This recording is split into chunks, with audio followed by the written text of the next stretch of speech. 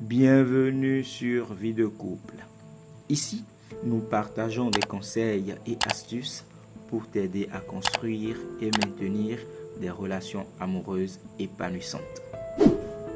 Que tu sois célibataire, en couple ou à la recherche de solutions pour améliorer ta vie amoureuse, cette chaîne est faite pour toi. Alors, abonne-toi pour des contenus pratiques spécialement conçus pour les jeunes adultes comme toi qui veulent des relations authentiques et harmonieuses. C'est parti tout de suite pour ce nouveau numéro. Dans ce nouveau numéro, nous verrons ce qu'on entend par le langage de l'amour. Je l'avais dit dans la vidéo précédente. Par nature, nous avons tendance à faire pour notre partenaire ce qui nous donne le sentiment d'être aimé. La notion du langage de l'amour tire sa source de là. Le langage de l'amour est simplement ce que vous aimeriez que votre partenaire vous fasse pour vous faire vibrer d'amour et garder l'étincelle dans vos yeux. C'est cette chose qui vous rend naturellement dingue de lui. Intrinsèquement, c'est cela que nous faisons pour l'autre, puisque c'est ce qui nous rend heureux. Mais le langage de l'amour peut différer d'un individu à un autre. Par exemple, les compliments sont un langage de l'amour. Je connais un couple où l'homme se sent profondément aimé lorsque sa femme lui fait des compliments sur son travail, son apparence ou ses qualités. En retour, il pense naturellement que pour exprimer son amour, il doit aussi la complimenter régulièrement. Mais si sa femme a un autre langage de l'amour, comme les moments de qualité, elle pourrait ne pas percevoir ces compliments comme une preuve d'amour suffisante. Alors, sa femme, en complimentant son mari, ne le fait pas dans l'intention de recevoir aussi des compliments de la part de son homme. C'est juste peut-être parce que cette femme a compris que ça rend heureux son homme.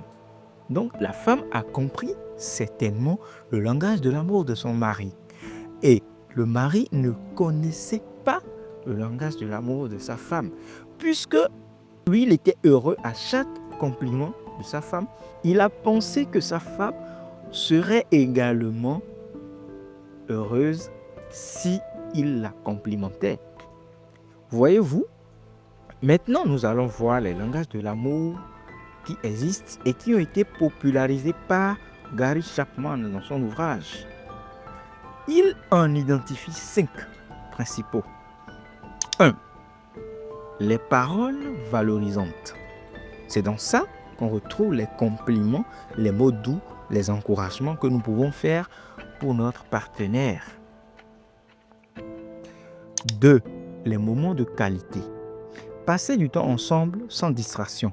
Vous savez, il y a des partenaires qui aiment qu'on passe du temps ensemble avec eux, à réfléchir sur un projet d'avenir. Ça les rend plus heureux et plus aimables en fait. C'est-à-dire que ce genre de partenaire va se sentir très aimé par son conjoint dès lors que celui-ci s'intéresse à ses projets d'avenir, à échanger, à passer du temps ensemble avec ce dernier. Alors, nous allons voir le 3e langage de l'amour, les cadeaux. Alors, ici, il y a des partenaires qui sont tellement attachés aux cadeaux. Pour eux, montrer son amour à l'autre, c'est lui offrir des présents. Donc, les cadeaux ont une valeur très sentimentale et symbolique à leurs yeux. 4. Nous avons les services rendus. Le faire de faire quelque chose pour l'autre, c'est-à-dire la cuisine, le ménage, une aide concrète. Et ça, nous le voyons tous les jours au quotidien. Ce qui a brisé nombreux couples. Le mari peut peut-être dire, moi je t'aide à faire si, mais quand moi j'ai mes tâches, j'ai mes travaux, tu ne m'aides jamais. Tu es là à regarder la télé. Tu es là flâner sur Internet. Donc, vous voyez ces petits trucs, évidemment, très petits, que nous ne voyons pas de l'extérieur, mais qui brisent peu à peu l'estime et l'amour que nous portons pour notre conjoint, pour notre partenaire. 5e langage de l'amour, le contact physique. Alors, il y a naturellement certains qui n'aiment pas les contacts physiques comme ça, mais il y en a peu. Sinon, majoritairement, nous aimons les contacts physiques, les câlins, les caresses, des gestes tendres pour prouver notre amour à notre partenaire. Voyez les 5 langages de l'amour et essayez de deviner lequel correspond ou ceux qui correspondent à votre personnalité. Je rappelle rapidement les 5 langages. Les paroles valorisantes. Il s'agit des compliments, les mots doux, les encouragements. 2.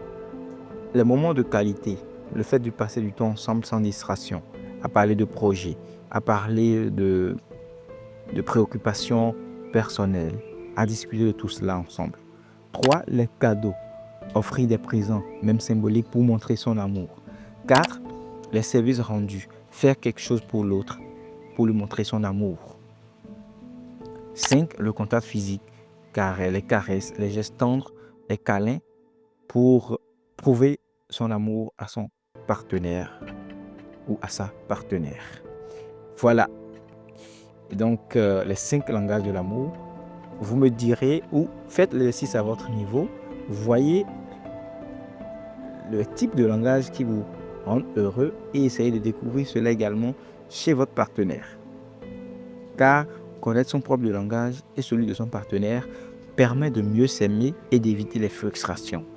Il est donc essentiel d'apprendre à parler le langage de l'amour de l'autre pour construire une relation épanouie sur le long terme.